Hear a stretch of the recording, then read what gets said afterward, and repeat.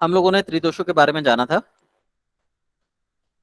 त्रिदोषों को कुछ प्राकृतिक तरीकों से ठीक भी किया जा सकता है। उसमें दिनचर्या, रात्रिचर्या, ऋतुचर्या, रसों का ज्ञान, विरुद्ध आहार का परित्याग, या सिंपल भाषा में अगर हम बोले तो हमें आहार और विहार की जानकारी लेनी होती है।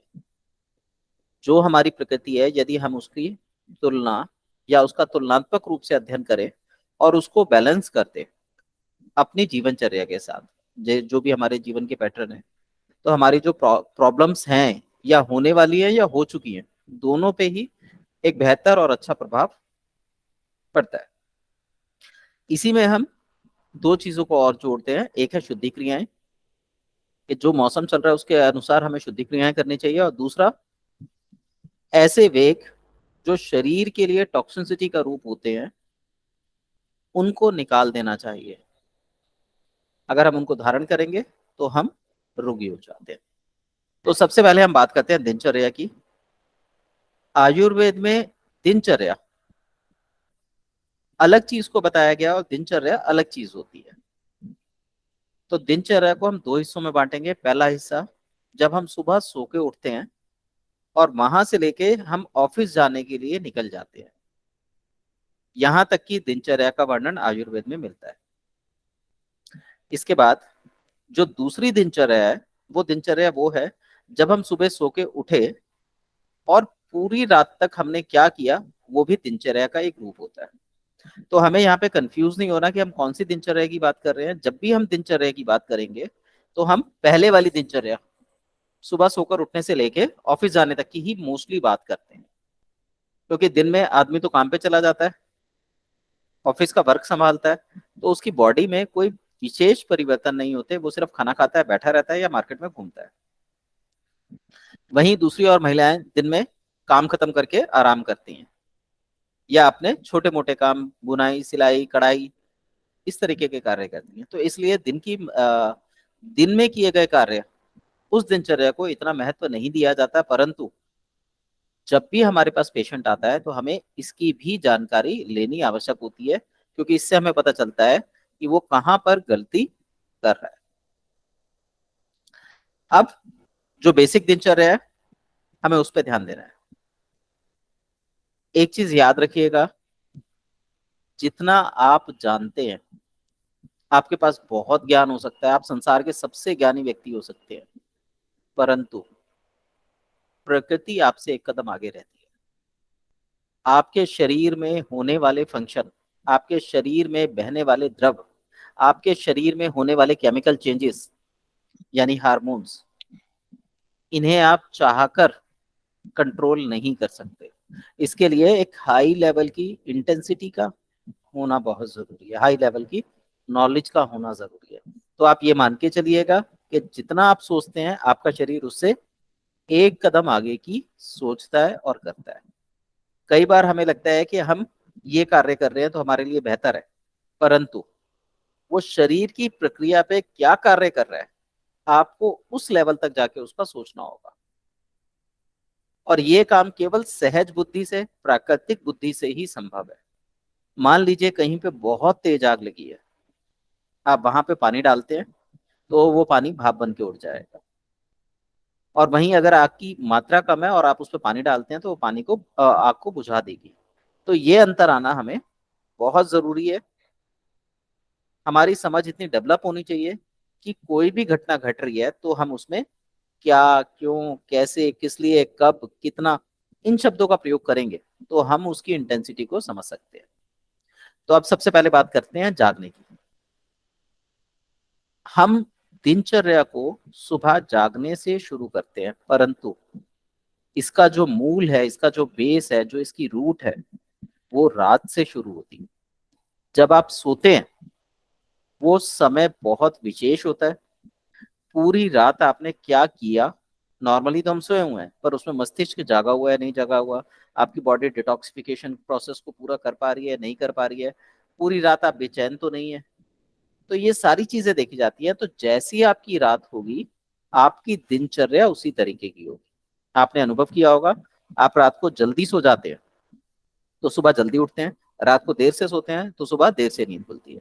अगर रात को अच्छी नींद नहीं आई, भले ही आप जल्दी सोए हैं, नींद अच्छी नहीं आई, तो भी आपको सुबह उठने के बाद उबासियां, ऊंघना, थकान इत्यादि लगी रहती है। और यहाँ पे एक महत्वपूर्ण बात है, यदि आप रात को 10 बजे के बाद सोते हैं तो किडनी की नेचुरल या प्राकृतिक एनर्जी खराब होती है। ये लिख के रख लीजिए, ये सभी के लिए कॉमन है।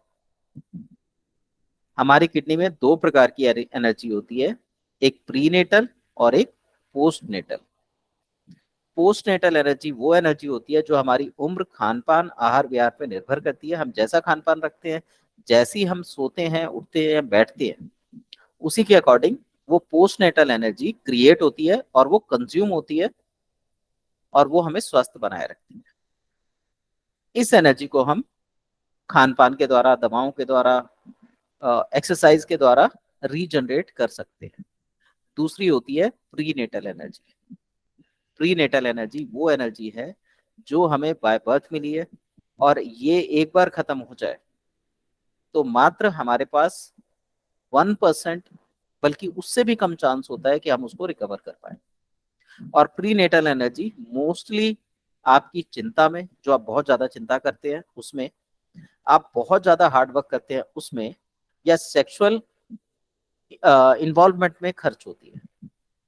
आप लोगों को याद होगा 1980s में पिक्चर आती थी, हीरो जो था अपने परिवार को चलाने के लिए बहुत जी तोड़ मेहनत करता था, हार्ड वर्क करता था।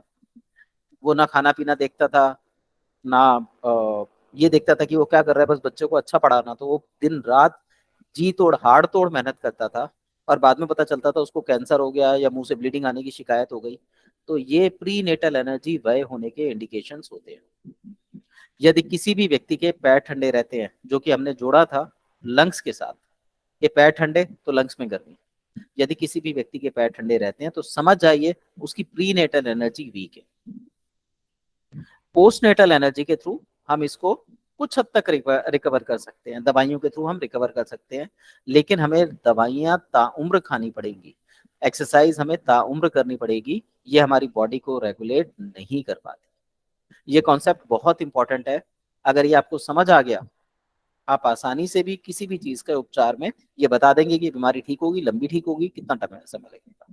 तो इस कॉन्सेप्ट को समझ लीजिए, किडनी की एनर्जी पोस्ट नेटल और प्री नेटल होती है। पोस्ट नेटल रिकवर हो जाती है, प्री नेटल रिकवर नहीं होती। आपने बहुत सारे महिला पुरुष देखे होंगे जिनकी आंखों के नीचे यहाँ पर पानी भर जाता है, बैलून सा बन जाता है। ये लोग, जो मैंने 3 बीमारियां बताई, हार्ड वर्किंग, सेक्सुअल डिसबैलेंस, या फिर जो प्रीनेटल एनर्जी के कंजप्शन में यूज होने के निशानियां हैं, यानी जिसकी प्रीनेटल एनर्जी खराब होगी उसी व्यक्ति के आंखों के नीचे थैलियां बच जाती। तो ये हमारा भी टॉपिक था। अगर आपको किसी को कुछ चीज पूछनी है, पूछ सकते हैं। कोई डाउट हो, कोई चीज नहीं समझ आई हो, पूछ सकते हैं। ये एक इंपॉर्टेंट टॉपिक है, इसको लिख के रखिएगा अपने पास। अमोल जी, चंचल जी, दिव्या जी, एनी डाउट? कुछ पूछना है आपने? सर पैर ठंडे तो बहुत लोगों के एक एक करके। हाँ जी चंचल जी। सर पैर ठंडे तो बहुत लोगों के रहते हैं, आजकल तो जवान बच्चों के भी रहते हैं। देखिए, मैंने तो जैसे किडनी की एनर्जी को 2 हिस्सों में बांटा, प्री नेटल, पोस्ट नेटल। जी पोस्ट नेटल में भी पैर ठंडे मिलेंगे, प्री नेटल में भी पैर ठंडे मिलेंगे, लेकिन जो ब्लड प्रेशर कॉमन बॉडी का, कॉमन बॉडी मतलब हर व्यक्ति का एक परमानेंट होता है कि इसका ब्लड प्रेशर लो है, इसका ब्लड प्रेशर हाई है। या आपने अभी मिजाज के बारे में पढ़ा होगा इलेक्ट्रोहोम्योपैथी में, ये सैंग्विन नेचर होता है, ये होता है, पढ़ा है? नहीं सर, बस ब्लड प्रेशर का पड़ा है कि ज्यादा और कम होता है, ठीक कम है। होता है। ब्लड प्रेशर हाई और लो होता है, पता है क्यों होता है? नहीं सर। अगर रेड ब्लड सेल्स की स्ट्रेंथ अच्छी है तो ब्लड प्रेशर बढ़ा हुआ होगा, अच्छा होगा। यदि red blood cell strength weak है, उसकी जो डेंसिटी होती है वो कमजोर है, तो ब्लड प्रेशर लो होगा। ठीक है। इसके अलावा और भी बहुत सारे फैक्टर होते हैं, लेकिन ये बेसिक फैक्टर होता है। जी सर। अब जो व्यक्ति जिसकी प्रीनेटल एनर्जी वीक है, उसके red blood cell proper develop ही नहीं हो पाते, तो उनके पैर जन्म से लेके वृद्ध अवस्था तक ठंडे ही रहते हैं। सिर्फ कुछ दवाइयों के प्रभाव से, एक्सरसाइज के प्रभाव से कुछ समय के लिए एक दिन 2 दिन के लिए वो गर्म हो सकते हैं, वो फिर ठंडे पड़ जाएंगे। और जिनके पोस्टनेटल एनर्जी होती है, उनका कुछ टाइम के लिए ठीक होता है, वो दवाइयां खाते हैं और वो ठीक हो जाते हैं। ठीक है। तो जी जिनका जो रात को पैर ढक के सोते हैं उनका ब्लड प्रेशर लो है, जो पैरों पे से चादर हटा के सोते हैं जिन्हें गर्मी लगती है ब्लड प्रेशर हाई है। ये कॉमन पैटर्न है। भले ही मशीन कुछ भी बताए, भले ही डॉक्टर आप ये बोले कि भैया इसका ब्लड प्रेशर बढ़ा हुआ है, हाई ब्लड प्रेशर है, पर वो व्यक्ति चादर ओढ़ के सो रहा है। आपने लो का उपचार करना है। जी सर। ठीक है। जी ये मेरी लाइफ का एक्सपीरियंस है जो आप लोगों के साथ शेयर कर रहा हूँ, और मैं इसे प्रूव भी कर सकता हूँ। आपके पास कोई ऐसा डॉक्टर नहीं होगा जो ये कह दे कि मैं इस व्यक्ति को बुखार चढ़ा दूंगा। मैं गारंटी लेता हूँ कि जिसको कहोगे उसको बुखार चढ़ा दूंगा। जी सर। ठीक है, ये कॉन्सेप्ट क्लियर हो रहे हैं? अगर आपको इन हाँ पे यस doubt- सर। देखिए ये बहुत अनोखी बातें कर रहा हूँ मैं जो आपने सुना है, मैं उनसे बिल्कुल विपरीत बातें कर रहा हूँ। आपको इस पे जल्दी से विश्वास नहीं होगा, लेकिन जब आप प्रैक्टिकल्स देखेंगे करेंगे तो धीरे धीरे ये चीजें क्लियर हो जाएंगी। Okay. Yes sir. Chanchal ji clear? Yes sir. Yes sir. Okay, Divya ji आप कुछ बोल रहे थे? सर जो आइस के नीचे जैसे मैंने देखा है वो कैस मतलब प्रीनेटल एनर्जी वीक होती है तो वो कैसे वीक हो जाती है? दिव्या जी, प्रीनेटल मतलब एनर्जी वीक होती है एक हाई स्ट्रेस के कारण। आप हमेशा तनाव में रहते हैं, चाहे किसी का बहुत अच्छा सोच रहे हैं किसी का बहुत बुरा सोच रहे हैं, दोनों ही अवस्थाओं में प्रीनेटल एनर्जी वीक होती है। अच्छा जी। दूसरा, सेक्सुअल इन्वॉल्वमेंट में, हायर सेक्सुअल इन्वॉल्वमेंट में, यानी किसी के साथ बहुत ज्यादा सेक्सुअली इन्वॉल्व होने में। हाँ तीसरा, जी। बहुत हार्डकोर वर्किंग करने पर, यानी आप बहुत अच्छा। ज्यादा मेहनत करते हैं, तब भी ये प्रीनेटल एनर्जी वीक हो जाती है। चौथा एक कारण है वो जेनेटिल कारण है। उस पर हम लोग बात करने का कोई फायदा ही नहीं है, क्योंकि वो इलाज किसी के भी पास नहीं मिलेगा, हम भी नहीं कर सकते, और मेडिकली भी उनका इलाज संभव ही नहीं होता। ठीक है ठीक है। सर। Thank you sir. हाँ जी। और इसके अलावा प्रीनेटल पोस्टनेटल एनर्जी होती है। मान लीजिए आपने 12-15 दिन लगातार दही चावल खा लिए, बतासे ज्यादा खा लिए, खिचड़ी या दलिया ले लिया, तब भी आपका ब्लड प्रेशर लो हो जाएगा। क्यों? क्योंकि आप लाइट फूड ले रहे हैं, और शरीर को गर्म रखने के लिए मीठे की आवश्यकता होती है। यदि आप मीठा कम खाते हैं आपको ठंड ज्यादा लगेगी, मीठा ज्यादा खाते हैं ठंड कम लगेगी। दूसरी चीज, हमारी बॉडी की सारी स्ट्रेंथ हमारे पुट्ठों में होती है। पुट्ठे होते हैं थाइस। अगर हमारी थाइस ताकतवर है तो हम लंबी उम्र जिएंगे, हेल्दी जिएंगे। यदि हमारे पुट्ठे कमजोर हैं तो हम कम उम्र जिएंगे, बीमारियों से ज्यादा ग्रसित होंगे। ये ध्यान रखिएगा। जो पुट्ठे हैं ये आपके ताकत का प्रतीक होते हैं, यही आपके स्वास्थ्य को बनाए रखने में आपकी मदद करते हैं। आपकी जितने भी लोगों के विटामिन डी की डेफिशिएंसी है, आप देखेंगे पुट्ठे कमजोर मिलेंगे, पिंडलियां कमजोर मिलेंगी। यही आपकी प्रीनेटल एनर्जी को दर्शाती है चीजें, ये उनकी स्ट्रेंथ है। ठीक है। और आप चंचल जी इसको ज्योतिष में भी जोड़ सकते हैं, मंगल का रूप है ये। चलिए नेक्स्ट टॉपिक पे आते हैं। जैसा मैंने बताया, प्रातः ब्रह्म मुहूर्त में जागना, तो जागने से पहले जरूरी है रात को सोना। सोने के आज सोने के बारे में बात हम रात्रिचर्या में करेंगे, बट आपका जागना निर्भर करेगा आपके सोने के ऊपर। जब तक आपकी नींद अच्छी नहीं होगी आप बेहतर तरीके से जाग ही नहीं सकते। अब हम शुरुआत करते हैं जागने से।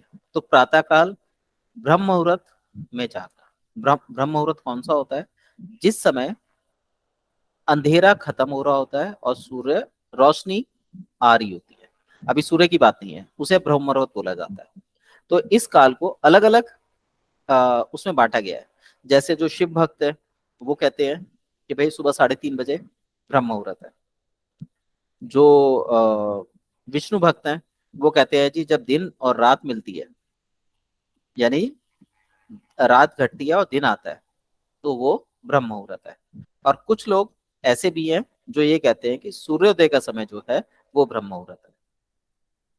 ब्रह्म का मतलब होता है जो ब्रह्मांड में व्याप्त है, और मुहूर्त उस व्याप्त को स्वीकार करना। तो हम 3 प्रकृति के लोग होते हैं वात पित्त कफ। तो जो 3 टेंडेंसीज मैंने बताई वो यही है। जो वात वाले हैं उनके लिए सुबह 3:30 बजे का मुहूर्त जो है वो ब्रह्म मुहूर्त है।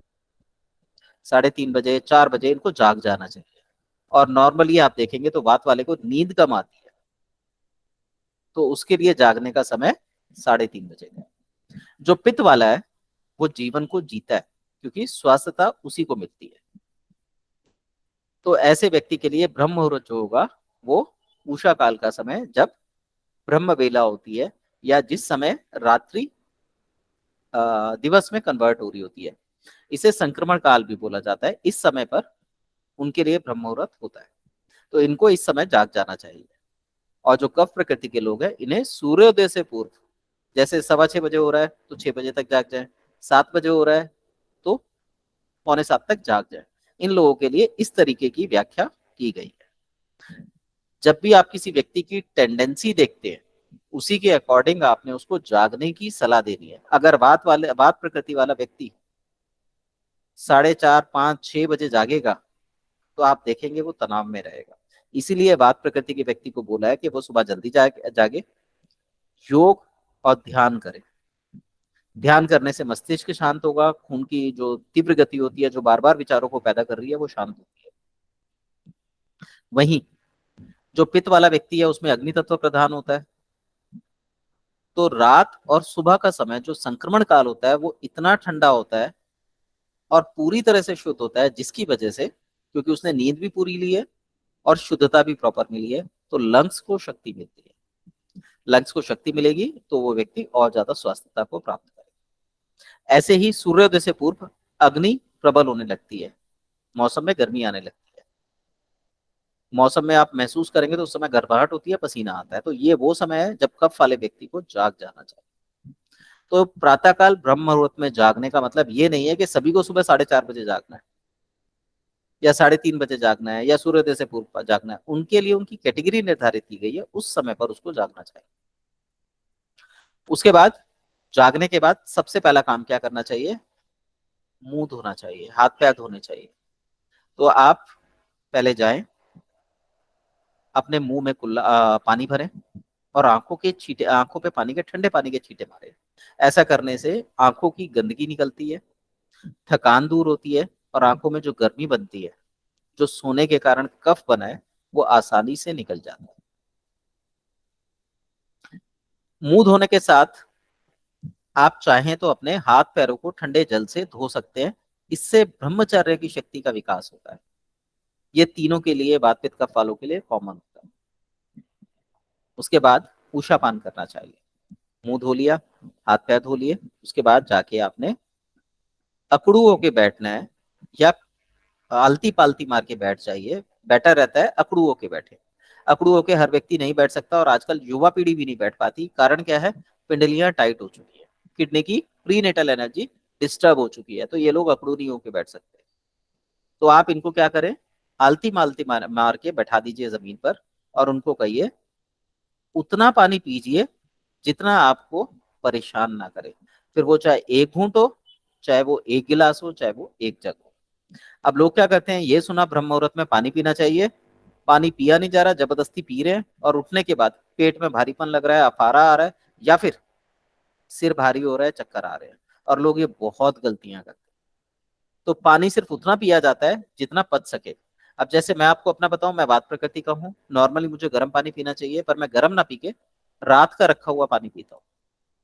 और वो पानी जो मैं पीता हूँ उसकी मात्रा, अधिकतम मात्रा 150 ml होती है, और उसी से ही मेरा प्रेशर आराम से बन जाता है। तो बताने का पर्पस ये है कि आप अपनी प्रकृति को पहचानिए, और जो नियम बता रहा हूं इनको फॉलो कीजिए, मैजिकल रिजल्ट्स दिखाई देंगे। उसके बाद आपने उषापान किया। उषापान का मतलब, किताबों में आपको लिखा मिलेगा, अकड़ू होके बैठ जाइए और पेट भर के पानी पीजिए। तो ये प्रक्रिया ऐसी नहीं है। यहाँ पे हमें वात पित्त कफ का ध्यान रखना होगा। वात प्रकृति वाला, पानी की मात्रा मैंने बता दी कितनी पीनी है। वात प्रकृति वाला गुनगुना पानी पिए। पित्त वाला मटके का जल पिए, या बहता जल पिए। बहता जल यानी जो रुका हुआ ना हो, ठंडा हो।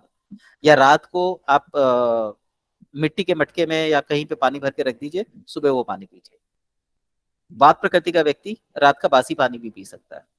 उसके बाद कफ प्रकृति का जो व्यक्ति है उसमें ठंडक होती है, तो उसे गुनगुना गर्म पानी पीना चाहिए, जो वात की तुलना में ज्यादा गर्म। ठीक है, ये आपने ध्यान रखना है। वात पित्त कफ का रोल हर जगह पर आएगा। अगर आप उस टेंडेंसी को नहीं समझे तो वही हमें रोगी बनाएगा। इसके बाद आप थोड़ा सा टहल सकते हैं या अकड़ू अकड़ू होके ही बैठे रहिए। ऐसे करने से थोड़ी देर में बॉडी प्रोसेस हो जाती है, ब्लड सर्कुलेशन बढ़ता है, जिससे हमें गैसेस बनने लगती हैं और मल नीचे की ओर भागता है। यदि आपको ऐसा नहीं होता तो आपको जहां पर भी ब्लॉकेज लगे आप उस प्रकार की मुद्रा को अपना सकते हैं, जो हमने 5 मुद्राएं, बेसिकली मैं क्लासेस में भी ये सब चीजें बताऊंगा, पर आपको छोटी छोटी बातें याद होनी चाहिए। मैंने आपको 5 प्रकार की वो बताई थी, वायु होती हैं, प्राण, अपान, उदान, व्यान और समान। तो ये पांचों प्रकार की वायु, जो भी आपको लगे कि प्रॉब्लम कर रही है, आप अकड़ू बैठे हैं, तो उसी प्रकार की मुद्रा का प्रयोग कीजिए। अपान मुद्रा लगाने की कोई आवश्यकता नहीं। तो आपने वो मुद्रा प्रयोग करी, प्रोसेस चालू होगा। अब उसमें 2 दिन, 5 दिन, 10 दिन का समय लगता है, अधिकतम 40 दिन का समय रिजल्ट मिल जाता है। अब आपने जब मुद्रा करी तो प्रोसेस खुलने लगा बॉडी का और वो धीरे धीरे रेगुलेट होने लगी। अंतिम मुद्रा के रूप में जब आपको लगे कि कोई भी मुद्रा काम नहीं कर रही, तब आप ये अपान मुद्रा का प्रयोग करते हैं। डायरेक्टली आपने अपान मुद्रा लगाई तो आपकी इंटरनल क्लेंजिंग नहीं होगी, एक्सटर्नल क्लेंजिंग होगी। लेकिन आपने अंदर से प्रोसेस किया तो 40 डेज के अंदर आपको रिजल्ट दिखेंगे। तो हमारे पास 5 मुद्राएं हैं, जिसमें से हम 4 मुद्राओं का प्रयोग करते हैं और उसमें से भी 3 ही मुद्राएं काम आती हैं। तो जब 3 मुद्राएं करी तो 40-40-40 मैक्सिमम आप किसी भी चीज का बॉडी प्यूरिफिकेशन का रिजल्ट 120 दिन में ले सकते हैं। वजन कुछ भी हो, अगर आप ये मुद्राओं का प्रयोग करते हैं, इतना करते हैं, तो आप लगभग लगभग शरीर में से 30% तक का वजन रिड्यूस कर सकते हैं किसी भी व्यक्ति का, और मात्र 120 दिन में। ठीक है, लेकिन खाने पीने का भी ध्यान रखना होता है इसमें। चलिए, उषापान के बाद आते हैं नित्य क्रिया पे। नित्य क्रिया का मैंने बता दिया, अगर अकड़ू बैठे तो सबसे बेस्ट, नहीं बैठ सकते तो अकड़ू बैठने का अभ्यास करना चाहिए। प्लस आप जिस पोजीशन में बैठे हुए थे अपने पैरों को ऊपर उठा लीजिए। आप यहाँ देख रहे हैं जैसे ये पोज बना हुआ है, ये घुटने ऊपर को आए हुए हैं, आपने क्या करना है, दोनों घुटने ऊपर उठा लीजिए। हिप जॉइंट जमीन पे रहेगा या नीचे कोई तकिया ईंट वगैरह कुछ लगा लीजिए और पैरों को ऊपर की ओर उठाइए। इससे भी जो प्रेशर है बॉडी का वो इंटेस्टाइन पे आएगा और मोशन इजीली आ जाता है। इस प्रोसेस में आपको बॉडी की क्षमता के अनुसार 5 मिनट से लेके आधे घंटे तक का समय लग सकता है। यदि आपको आधे घंटे में मोशन नहीं आता तो आपको उस दिन छोड़ देना है और अगले दिन प्रयास फिर से करना है। और अगर कोई दिक्कत लगे तो एक बार मुझसे बात कर लीजिएगा, तो मैं कोई ना कोई आपको सब्स्टिट्यूट दे दूंगा। कई बार हमारी नसें ब्लॉक हो जाती हैं, म्यूकस बहुत ज्यादा होता है, आंख की शिकायत होती है, तो ऐसी अवस्था में मोशन नहीं आता। तो यहाँ पर हमें मोशन को बनाने के प्रोसेस को पूरा करना चाहिए।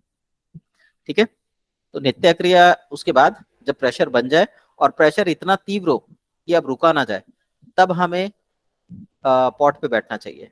लोग क्या करते हैं, हल्का सा प्रेशर बना, पॉट पे जाके बैठ गए, फिर वहां 10 मिनट बैठे हैं, 15 मिनट बैठे हैं, आधा घंटा बैठे हुए हैं कि जी पेट खुल के साफ नहीं हो रहा। तो वो प्रोसेस नहीं होना चाहिए। और भूल कर भी सुबह खाली पेट चाय नहीं पीनी चाहिए, यदि आप स्वस्थ रहना चाहते हैं, हड्डियों को मजबूत रखना चाहते हैं। तो चाय हमेशा खाना खाने के 2 घंटे बाद और पहले नाश्ते के बाद, मतलब सुबह नाश्ता कर ले, उसके बाद आप दिन में कभी भी चाय ले लीजिए। आप 10 चाय पीजिए, चाय नुकसान नहीं करेगी। लेकिन अगर आप खाली पेट में चाय लेते हैं तो आपको हमेशा नुकसान करेगी। अब आपने क्या किया, सुबह पानी पिया, नित्य क्रिया के लिए बैठे, प्रयास किया, और जब मोशन आने का टाइम हुआ और पूरे प्रेशर से मोशन आने का टाइम हुआ, तब पॉट पे जाके बैठे। आपको हार्डली 30 सेकेंड्स और बहुत ज्यादा 3 मिनट लगेंगे। 3 मिनट में आप वहां से बाहर आ जाइए।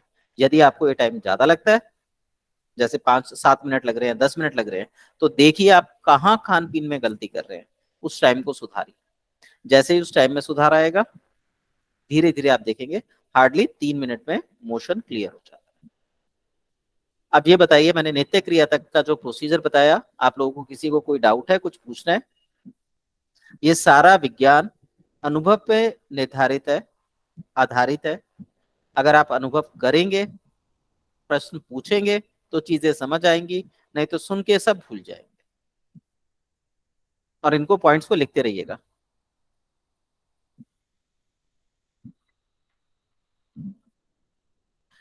अमोल जी, मैं आपकी बात नहीं समझा, ईशान का क्या मतलब हुआ?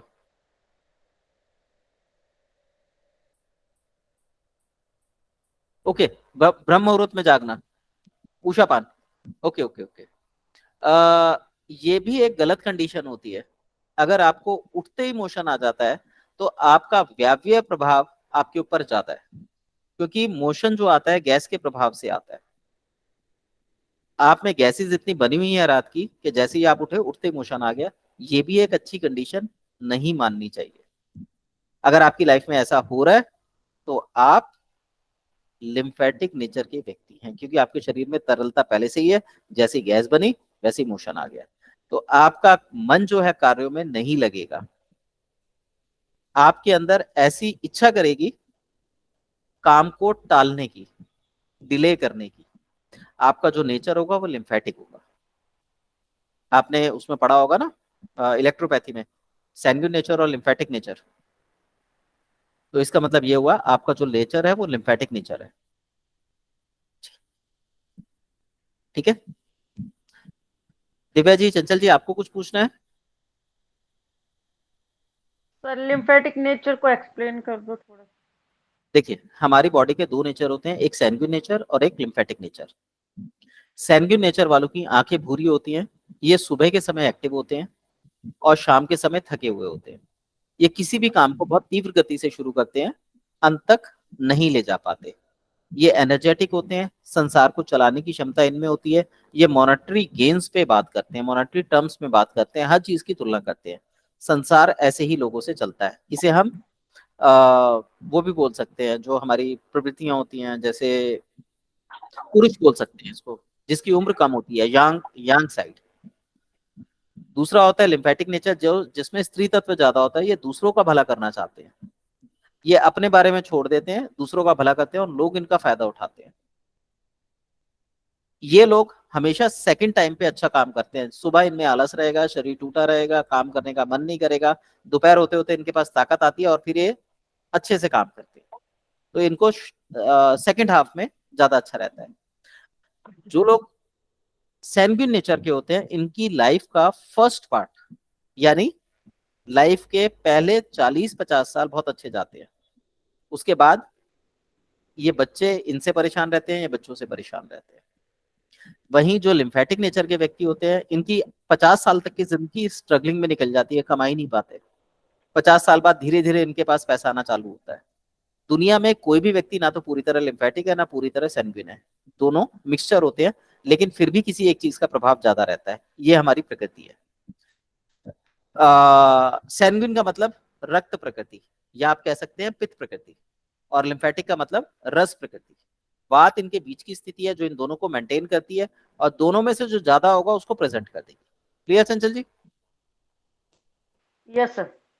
रक्त प्रकृति वालों को रक्त के रोग अधिक होंगे, ब्लड संबंधी रोग अधिक होंगे। और जितने हमारे हार्ड ऑर्गन होते हैं, जो हम यिंग यांग में आगे देखेंगे, नॉर्मली मैं एक छोटा सा उसमें बता देता हूँ। जैसे हृदय भरा हुआ अंग है, स्टमक सॉरी स्प्लीन भरा हुआ अंग है, लिवर भरा हुआ अंग है, किडनी भरे हुए अंग है।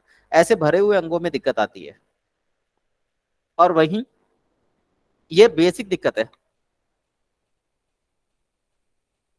बेसिक दिक्कत का मतलब ये है कि इनको किसी भी प्रॉब्लम की शुरुआत यहाँ से शुरू होगी।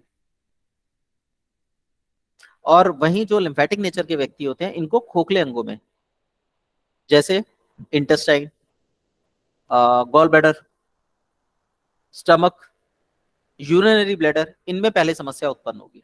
चाहे महिला हो चाहे पुरुष हो, उससे कोई फर्क नहीं पड़ता। सैनगुइन को हम बेसिकली क्या देते हैं, पुरुष तत्व है। और लिम्फेटिक को हम बोलते हैं महिला तत्व है, स्त्री तत्व है। तो इनको इसी तरीके की रोग होते हैं। अब जिन लोगों में गर्मी ज्यादा होती है, ब्लड प्रेशर हाई होता है, इनको बीपी से संबंधित शिकायतें होंगी। भोजन जल्दी पच जाएगा तो शरीर दुबला पतला होगा, लेकिन शक्ति अधिक होती है। वहीं जो लिम्फेटिक होते हैं वो धीमी गति से काम करने वाले, प्यार से काम करने वाले, चीजों को लंबे समय तक याद रखने वाले होते हैं, क्योंकि ये धीरे धीरे ही चीजों को समझते हैं और धीरे धीरे ही चीजों को याद करते हैं। ऐसे व्यक्ति, बीमारियां भी ऐसे ही रोगों से ग्रसित होती हैं। जैसे मान लीजिए एग्जाम्पल के रूप में हम बवासीर लेते हैं, तो जिसको खूनी बवासीर है इसका मतलब ये रक्त प्रकृति का, और जिसको बादी बवासीर है उसका मतलब वो लिम्फेटिक प्रकृति का है, लिम्फ या रस प्रकृति का व्यक्ति है। तो रस प्रकृति वालों को लंग्स के रोग, छाती के रोग ज्यादा होंगे, और रस संबंधी रोग ज्यादा होंगे। वहीं जो रक्त प्रकृति के लोग हैं इनको रक्त, artery, veins, capillaries, blood circulation, heart, इनसे जुड़ी समस्याएं ज्यादा होंगी। ठीक है चंचल जी? जी सर। और कोई और कुछ पूछना हो या नहीं समझ आया तो और एक्सप्लेन करूं? चलिए दिव्या जी, आप कुछ पूछना चाह रहे हैं? सर अगर उकड़ू ना बैठे तो पाँव के मतलब उकड़ू पंजे के बल बैठ जाए नहीं या सहारा लेके बैठ जाए? जी, सहारा लेके बैठिए। ध्यान रखिए आपके पैरों के पीछे लिगामेंट्स होते हैं। आपने देखा हाँ होगा जी। पीछे एड़ी के ऊपर वो ऐसे लिगामेंट खींचे होते हैं। हाँ जी। अगर आप एड़ी के बल नहीं बैठ पाते तो धीरे धीरे आपकी पिंडलियां कमजोर होती है। अच्छा। पिंडलियों में पानी भरता है, लिम्फेटिक सिस्टम डाउन होता है, लिम्फेटिक नोड्स ब्लॉक होने लगते हैं। तो जब आप उस पर जोर देते हैं आपकी चर्बी कम होती है। नंबर दो, किडनी की प्रीनेटल एनर्जी बहुत धीरे धीरे बॉडी से रिलीज होती है। देखिए किडनी की जो प्रीनेटल एनर्जी है यही हमारे जीवन का मूल है। अगर ये एनर्जी खत्म हो गई तो आदमी मर जाएगा, बच नहीं सकता। तो ये इस प्रोसेस को, प्रीनेटल एनर्जी के खत्म होने के प्रोसेस को स्लो करती है। सेम आपका जो जंघाएं हैं ये भी यही काम करती हैं, क्योंकि एनर्जी नीचे से ऊपर को जा रही है। प्रीनेटल एनर्जी आप जमीन से भी लेते हैं, जमीन माँ है। पोस्टनेटल एनर्जी भी आप जमीन से लेते हैं, तो कंफ्यूजन हो जाती है कि ये पोस्टनेटल है या प्रीनेटल है। तो प्रीनेटल में ध्यान रखिए, जो मैंने एक्सेस बताई चीजें, उन चीजों में, जेनेटिक रोगों में प्रीनेटल एनर्जी डिस्टर्ब होती है। अदरवाइज पोस्टनेटल एनर्जी ही क्या कॉमनली यूज होती है। ठीक है दिव्या जी? सर तो सर जो नंगे अभी पाँव आपने बैठना एडी के है? एक मिनट चंचल जी, दिव्या जी बोलिए। नंगे पाँव बैठना है सर उकड़ू? हाँ जी, नंगे पाँव बैठिए। अगर आप उकड़ू नहीं बैठ पा रहे हैं तो आप कोई ईंट रख लीजिए एड़ी के नीचे, लेकिन टच होनी चाहिए। और जैसे जैसे आपका लिगामेंट खुलता जाए, रात को आप सरसों का तेल लगा के सो सकते हैं या अरंडी का तेल लगा के सो सकते हैं, क्योंकि वहां पे थिकनेस बहुत होती है अरंडी के तेल में, और हमें थिकनेस की जरूरत होती है वहां। लेकिन ध्यान रखना है हवा ना लगे। ठीक है? उसकी मसाज हाँ। कर सकते हैं, उंगलियां मूव कर सकते हैं, पैर को रोटेट कर सकते हैं। तो ये सारी चीजें हैं जिससे लिगामेंट्स लूज पड़ते हैं, और लिगामेंट लूज पड़ जाएंगे तो धीरे धीरे आप ईंट हटाते जाइए और अकड़ू बैठिए। अच्छा ठीक है। ठीक है चंचल जी, आप क्या पूछ रहे थे? सर जो एडी के ऊपर जो पार्ट होता है वो लिगामेंट होता है? हाँ, एड़ी के ऊपर जो पार्ट होता है वो लिगामेंट होता है, और आपकी पूरी बॉडी का वजन यही उठाता है। और सर हम मेरी लेफ्ट में लिगामेंट में प्रॉब्लम आ रही है, दर्द हो रहा है, पेन हो रहा है, तो बैठ ही नहीं पाऊंगी सर। इसकी वजह से क्या प्रॉब्लम होती है बॉडी में? देखिए ये आपकी रीढ़ से जुड़ा हुआ है। जैसे रीढ़ हमारी सीधी होती है, ऐसे ये रीढ़ से जुड़ा हुआ है। अगर इस पे प्रेशर ज्यादा पड़ रहा है तो इसका मतलब आपकी रीढ़ में कोई दिक्कत आ चुकी है। सर ये ठीक किया जा सकता है? हाँ बिल्कुल ठीक किया जा सकता है। तरीके मैंने बताए, कैस्टर ऑयल का इस्तेमाल कीजिए और हल्के हल्के हाथ से मसाज दीजिए। उसको जितना सर प्यार इसी करेंगे पार्ट पे? ठीक हो जाएगा। हाँ जी। सर इसी पार्ट पे, लिगामेंट पे? जी, लिगामेंट में आगे पीछे की तरफ किया जाता है। और यहाँ पे मैं बता दूं दिव्या जी, हाँ जी सर। एक बार आप अपनी एड़ी की कंडीशन बताइए कैसी थी और अब कैसी है। सर मेरे ना मतलब पाँव बहुत ज्यादा मुड़ गए थे, टेढ़े हो गए थे, तो अब वो सीधे हो गए हैं, बहुत चेंज हो गया है। अ, चंचल जी, जब ये पैर रखती थी ना तो इनका पैर ऐसे टेढ़ा हो गया था, जिसकी वजह से लिगामेंट क्रॉस हो गए थे, यानी मुड़ गए थे लिगामेंट, और पैर पूरा जमीन पे चिपकता था। जी फिर सर। उसके बाद इनको कुछ एक्सरसाइजेस बताई, कुछ खान पीन की चीजें करी। इन्होंने तो बहुत कुछ किया है खैर। तो उन सब चीजों से धीरे धीरे जो एड़ी है जो लूज पड़ चुकी थी वो दोबारा टाइट हो गई, लिगामेंट दोबारा शेप में आ गया है। इस प्रोसेस में इनको 3.5 4 साल का समय लग गया है। जी सर। ठीक है, तो इसमें उम्मीद मत रखिएगा कि आपको महीने 2 महीने में रिजल्ट मिल जाएगा, इसमें टाइम लगता है। जी सर। बस कोशिश करते रहिएगा। हाँ जी, कोशिश करिए और जी बातचीत करते रहिए, ताकि आपको अगर कोई गलती हो रही हो तो वो ठीक कर हो जाए। अमोल जी, आप बिल्कुल अगर पॉट यूज कर रहे हैं तो एक छोटा स्टूल पैरों के नीचे रख सकते हैं।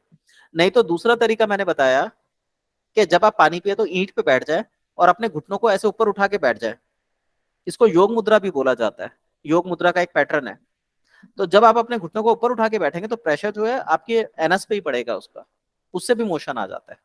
और अगर वो नहीं करना चाहते, वैसे तो मैंने बोला अगर इंग्लिश पॉट पे आप बैठ रहे हैं तो टाइम ड्यूरेशन धीरे धीरे बढ़ता जाएगा।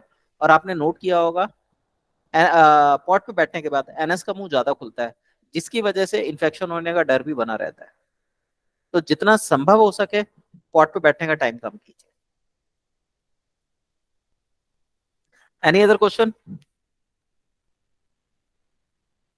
No sir. Okay, no. चलिए अब आगे चलते हैं। आप लोगों को समझ तो आ रही है ना चीजें ये सारी? जी sir. Yes sir, yes sir. Amol ji आपको भी? ओके, अब आते हैं दंत धवन पे। आपने ध्यान रखना है ये पूरा एक प्रोसेस है, इसी प्रोसेस को फॉलो करके हेल्थ गेन की जाती है। और किडनी की जो प्रीनेटल एनर्जी की मैंने बात करी वो इसको रोकने का काम करती है, या स्लो, मतलब वो डिस्चार्ज तो हो रही है पर ये उसको स्लो कर देता है प्रोसेस। उसके बाद है नित्य क्रिया। नित्य क्रिया क्या होती है? सॉरी, ये हम कर चुके हैं। नित्य क्रिया नहीं, मोशन पास करना। नित्य क्रिया के बाद आपको अच्छे से साबुन से हाथ धोने चाहिए और पैरों को धोना चाहिए।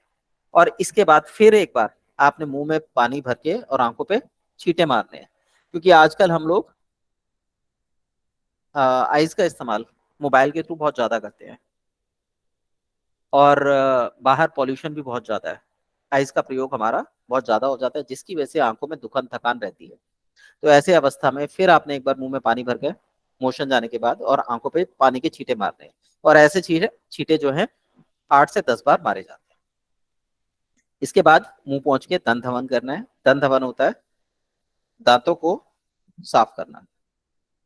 अब यहाँ पर एक चीज का बहुत ध्यान रखिए, अगर आप ब्रश यूज करते हैं तो ब्रश को ऊपर नीचे करके इस तरीके से मूव करते हुए चलाइए, कभी भी ऐसे ऐसे नहीं चलाना चाहिए ब्रश। दूसरी बात, हफ्ते में 3 बार यदि आप दातुन कर ले तो बहुत अच्छी बात है, अगर नहीं कर पाते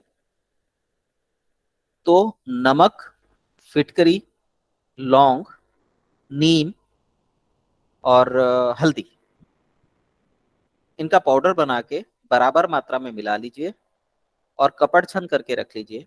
इससे हर दूसरे तीसरे दिन मंजन कीजिए, चाहे आप रात को सोते समय कीजिए या सुबह कर लीजिए। पहले आपने ब्रश किया, उसके बाद इससे मंजन कर लिया, और मंजन करने के बाद थोड़ी देर उसको लार के रूप में बहने दीजिए। तो जितने भी मुंह के रोग होते हैं, मसूड़ों के रोग होते हैं, खत्म होते हैं। जो दांतों की समस्याएं आती हैं, आरसीटी वगैरह की, ये खत्म होती है। दांतों पे मैल नहीं जमता, दांतों में ठंडा गर्म नहीं लगता। तो ये सब चीजें यहाँ पे, ये जो मंजन का मैंने आपको नुस्खा बताया, ये करेंगे तो फायदा करेगा। दंत धावन करने के बाद थोड़ी देर, 2 मिनट, 5 मिनट, 10 मिनट, अप्रोक्सीमेटली, मैं भी बताता हूँ, अप्रोक्सीमेटली मंजन के प्रभाव को अपने मुंह में, या ब्रश करते हैं तो उसके प्रभाव को अपने मुंह में बना रहने दिया जाना चाहिए, जो मुंह के बैक्टीरिया का नाश करता है। उसके बाद सादे ठंडे पानी से आप कुल्ले कर सकते हैं, और चाहें तो फिर दोबारा आंखों पे छींटे मार सकते हैं। चलिए, मंजन के अंदर आपने 5 चीजें लेनी होती है: सेंधा नमक, भुनी हुई फिटकरी। भुनी हुई फिटकरी का मतलब ये होता है, फिटकरी को तोड़ के तवे पे डाल दीजिए, उसका पूला बना लीजिए। तो जो फिटकरी में पानी होता है वो जल जाएगा, वो पाउडर के रूप में उसमें चिपक जाएगी। फिर उसे खुरच के उतार लिया जाता है, ये लोहे के तवे पे बनाई जाती है। ये ले लीजिए। अगर आप ये नहीं कर सकते तो फिटकरी को साधारण रूप से पीस के नमक के बराबर कर लीजिए और उसे सूती कपड़े से छान लीजिए, दोनों को। छानने के बाद अलग अलग छानिएगा, छानने के बाद उसे कटोरी में रख लीजिए। उसके बाद आपने लौंग, 2-4 लौंग, जो अनुपात आपने बनाया उसी हिसाब से उसको कूट के नीम को फिर कपड़ छन करके हल्दी को, नीम को कपड़चन करके अलग अलग छान लीजिए और इनको बराबर बराबर मात्रा में मिला लीजिए। यदि मसूड़ों में ज्यादा समस्या हो तो फिटकरी की मात्रा दुगनी कर दीजिएगा। यदि मसूड़ों में इन्फेक्शन हो तो नमक की मात्रा दुगनी कर दीजिएगा। और नहीं तो बराबर बराबर मात्रा में अगर कुछ दिन आप करेंगे तो ये अपने आप ही मसूड़ों को ठीक करेगा। और इसमें एक चीज और लिख लीजिए, जिस व्यक्ति का बुध खराब हो उस व्यक्ति को यह नियमित रूप से करनी चाहिए। हाथ पैरों में दर्द बना रहता हो, नस नाड़ियों की दिक्कत हो, त्वचा खराब हो, मसूड़े ढीले हो, दांतों की समस्या हो, सिर में दर्द बना रहता हो बुध के कारण, वो व्यक्ति भी इस मंजन को नियमित रूप से करे तो बुध ठीक हो जाता है। यहाँ पे साथ साथ ये चंचल जी को मैं एक्स्ट्रा नॉलेज दे रहा हूँ, ठीक है। जी सर। हाँ, तो ये मंजन बनेगा। इस मंजन से आपने दंत धवन किया और इसमें से जब आप मंजन करते हैं तो लार नहीं निकल। क्या पीसना है हाँ जी सर? चंचल जी, नीम का जो क्या लेना है सर? नीम की जो आपने बताया, नीम की निमोली लेनी है, डंडी लेनी है, पत्ते लेने हैं। पाउडर बना हुआ पाउडर आता मार्केट में वो? मार्केट में पाउडर मिलता है, वो ले लीजिए। निबोली का बनाना चाहें तो आपको बनाना पड़ेगा, आप उसे सुखा के पीस के पाउडर बना सकते हैं, जी। ठीक है। और जब आप इसको रगड़ेंगे तो जितना ज्यादा लार निकलेगी उतना आपके लिए अच्छा है। रगड़ना नहीं है क्योंकि इसमें नमक फिटकरी डला है, आपने उसको फूला नहीं बनाया हुआ है तो वो छील देगा सारे मसूड़ों को। तो आप उसमें 2 दिन में 3 दिन में, शुरू में 2-3 दिन का गैप रखिए, धीरे धीरे आदत पड़ जाती है तो आप डेली भी कर सकते हैं। इससे आपके मुंह में किसी भी प्रकार का इन्फेक्शन नहीं होगा। और याद रखिए, अगर मुंह में इन्फेक्शन नहीं है तो आईज, नोज, थ्रोट हेल्दी रहते हैं। थायराइड आपका ठीक रहेगा। क्यों? क्योंकि इसमें फिटकरी डली हुई है। और जब आप लार अच्छे से निकाल रहे हैं तो वो थायराइड में से भी गंदगी को खींच लेती है। ये फिटकरी का गुण होता है। तो थायराइड के लिए एक बहुत अच्छा नुस्खा है, जिसमें कोई दवाई अंदर नहीं गई, कुछ नहीं गई, मंजन कराया और ठीक हो गया। हाँ, टाइम लेता है थोड़ा सा, लेकिन इस प्रक्रिया को अच्छे से सीखना पड़ता है किसी गुरु के सानिध्य में रहकर कि मंजन कैसे किया जाता है। अगर मंजन करने का तरीका गलत है तो आप सालों साल भी मंजन करते रहेंगे, तब भी थायराइड पे कोई असर नहीं पड़ने वाला। लेकिन अगर आप सही तरीके से मंजन करेंगे, 3 महीने में मंजन का असर आपको थायराइड पे दिखाई दे जाएगा। कम से कम आप मान के चलिए 3 किलो तक वजन कम करता है मंजन करना। बिलीव करेंगे मेरी बात पे? 3 किलो तक वजन कम होता है। तो दंत धावन का ये फायदा है। दंत धावन के बाद आता है जीवा लेखन। जीवा लेखन का मतलब होता है जीभी से जीभ को साफ करना। हमारी जो जीभ है ये हमारी बात पित्त कंडीशन को दिखाती है। जीभ को अगर हम 3 हिस्सों में बांटे तो जीभ का अग्रभाग, बिल्कुल टिप जो होता है जीभ का, इस पोर्शन को हम बोलते हैं पित्त का पोर्शन।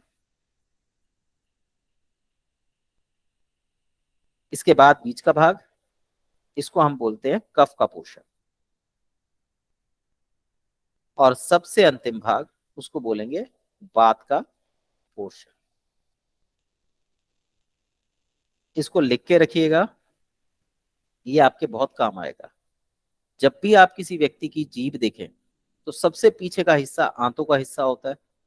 अगर इसमें कोई भी समस्या आपको दिखाई दे तो समझ जाइए वात बढ़ी हुई है और कफ वहां पे अधिक बना हुआ है। वहां पे आपको हमेशा कफ मिलेगा पीछे के हिस्से पे, और आगे हमेशा जलन मिलेगी। तो हमें यहाँ पे जीभ की स्टडी अच्छे से करनी है। तो पीछे वाला हिस्सा हमारा है वात का, क्योंकि वो आंतों का हिस्सा है। बीच वाला हिस्सा है हमारा पेट का, तो हमने इसको स्थान दिया कफ का, क्योंकि यहाँ से डाइजेशन बनता है। और सबसे अग्रभाग जो कि लाल पड़ जाता है या लाल होता है, ये स्थान हमने पित्त का लिया है, क्योंकि यहाँ पर अग्नि प्रबल होती है। और अगर आप सीधे पैटर्न को देखेंगे जो बुक्स में मिलेगा आपको, पहला हिस्सा वात का, दूसरा पित्त का और तीसरा कफ का मिलेगा। यानी अग्रभाग वात का, मध्य भाग पित्त का और अंतिम भाग कफ का बताया जाएगा, जो कि पूर्णतः गलत है। अगर आप प्रैक्टिकल करेंगे तो आप देखेंगे कि सबसे अंतिम हिस्से में वात क्रिएट होती है। यह आयुर्वेद का मूल है। मध्य भाग पित्त के लिए, कफ के लिए बोला हुआ है, और अग्रभाग जो है वो पित्त का बताया हुआ है। तो जिब की तुलना आप इस वाले फार्मूले से करेंगे, ठीक है। क्योंकि हम जब पढ़ते हैं तो हमारा मन करता है कि और ज्यादा नॉलेज बटोरें, अलग अलग जगह से भी हम नॉलेज लेते हैं, तो फिर ये हो जाता है, कंफ्यूजन हो जाती है कि उस किताब में ये लिखा था, सर ने ये बताया था, कंफ्यूजन हो गई। उसको आपने अच्छे से समझना है और इसी फार्मूले को प्रयोग में लाना। अब यहाँ पर आपकी अगर जीभ पर दांतों के निशान आ रहे हैं तो समझ जाइए शरीर में जल की मात्रा ज्यादा है, थायराइड के लक्षण है। यदि इसमें यू शेप में आपका कफ बनता है, सफेद रंग की धारी नजर आती है, तो समझ जाइए शरीर में, विशेषकर आंतों में कफ की मात्रा ज्यादा है। यदि पूरी जीभ सफेद पड़ी है, परत पतली है, उसको इग्नोर कर दीजिए। यदि पूरी जीभ मोटी परत से ढकी हुई है सफेद रंग की, तो समझ जाइए शरीर में कफ की मात्रा ज्यादा है, वसा ज्यादा बनती है। यदि सफेद परत के ऊपर पीली परत भी आ जाए तो समझ जाइए डाइजेस्टिव ट्रैक भी गया। तो ये वो कुछ साधन है जिसके तरीकों से हम जान सकते हैं कि हमारे शरीर की आंतरिक स्थिति कैसी है। कभी डायग्नोसिस की क्लास हुई, उसमें हम इसके बारे में बात करेंगे।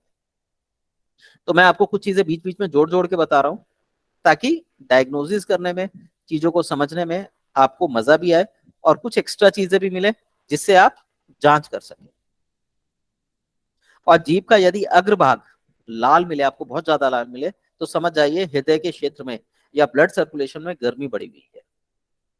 इन चीजों को ध्यान में रख के जब आप खान पीन करेंगे तो रिजल्ट बहुत अच्छे आते हैं। तो फिर इस तरीके से जीवा लेखन का प्रयोग किया जाएगा। आप जीभी के द्वारा उसको साफ कीजिए, मुंह में पानी रखिए, कुल्ला कीजिए।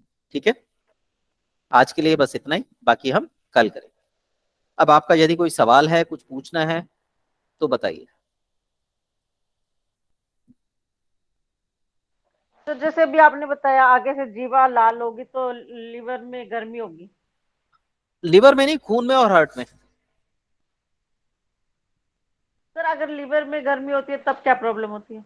फिर आपकी जीभ के राइट साइड में, वहां पे लाली आ जाएगी, दाने निकल आएंगे, जो बर्ड्स होते हैं जीभ के वो मोटे हो जाते हैं।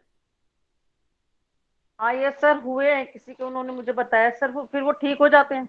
हाँ, लीवर की गर्मी निकल जाएगी, वो ठीक हो जाएंगे। सर कैसे निकाल सकते हैं लीवर की गर्मी? लीवर की गर्मी निकलती है गॉल ब्लैडर की गर्मी को कम करके। इसमें देखिएगा जो नाप होगी वो बेसिकली ऊपर को उठी हुई होगी, उसे नीचे लाया जाता है, या नाभि में तेल लगाने के लिए बोल दीजिए, वो 90 दिन में अपने आप ठीक हो जाएगी। सर सरसों का कौन सा तेल, तेल? मीठा तेल कैस्टर कोई। ऑयल? नहीं नहीं, कैस्टर ऑयल मत लगवाना, जला देगा वो तो सारा। ये हेलो। आपका क्या नाम, हेलो, मीठा तेल, तिल का तेल ले लीजिए या इसका ले लीजिए, बादाम रोगन। ठीक है। और जो जिसकी कुंडली आपको भेजी थी ना, जी सर। उस व्यक्ति ने नीम लगा लिया था अपने यहाँ पे, पूरी नाभि जला दी थी, पूरे कंठ तक वो आ गई थी उसके। आप उससे कहो तो नंबर दूंगा, बात करना उससे। करोगे बात, नंबर भेजो। सर ना फिर तो वो गरम। हाँ ये सर, सर गर्मी ज्यादा होगी ना उनके अंदर, और ज्यादा होगी नींद से। जी, पहले एक बार मेरे से डिस्कशन कर लेना, फिर आप उनसे कांटेक्ट कर लेना, आप ही उनसे बात कर लेना। और इस पे रिसर्च करो, ये कुंडली एक अनोखी कुंडली हो सकती है, मैंने अभी तक कुंडली नहीं देखी है। अनोखी कुंडली हो सकती है, बिकॉज ऑफ जो उसने इश्यूज बताए थे वो मेडिकली ट्रीटेड नहीं है, मेडिकली उनको ट्रीट नहीं किया जा सकता।